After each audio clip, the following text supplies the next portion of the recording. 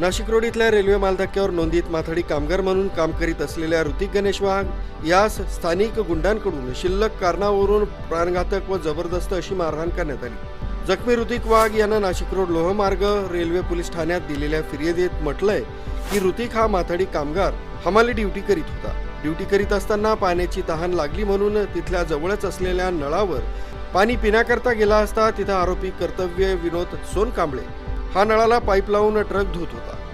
फिर्यादी यांनी नळावर पाणी पिलं तसंच नमूद आरोपी यांना सांगितलं की नळाचं पाणी प्यायचं आहे, तू ट्रक धुवू नको असं सांगितल्यानं तो म्हणाला की पाणी काय तुझ्या बापाचं आहे का, रेल्वेचं पाणी आहे, तुझं काम कर असं बोलून आई बहिणीवरून शिवीगाळ केली।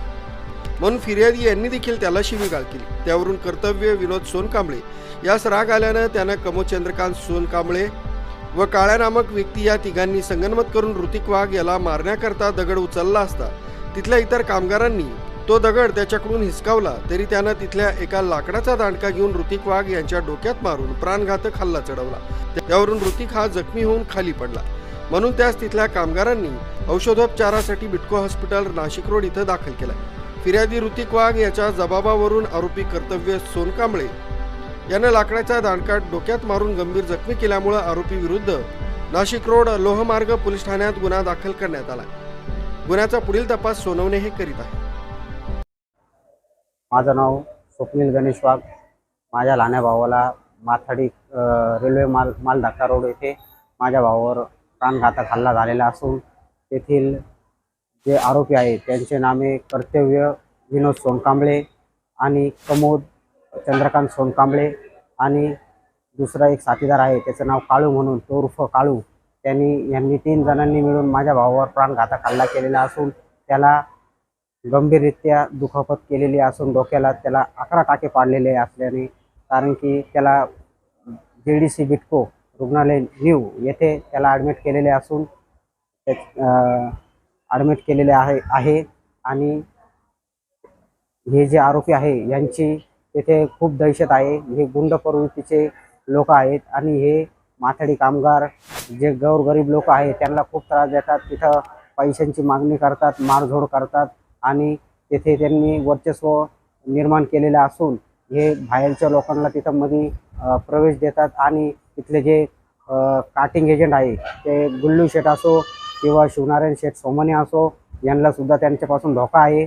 आणि हे जे लोक आहे हे बाहेरून हत्यारे वगैरे वेपन वगैरे असे काही घेऊन येतात आणि तिथं स्टेट लोकांना पण दमदाटे करतात आणि जे माथाडी कामगार आहे त्यांच्यावर बी शिवीगाळी देतात आणि त्यांना बी अरेरेची भाषा करून त्यांना दमामध्ये घेतात आणि पैशाची मागणी करतात, खंडणीची मागणी करतात।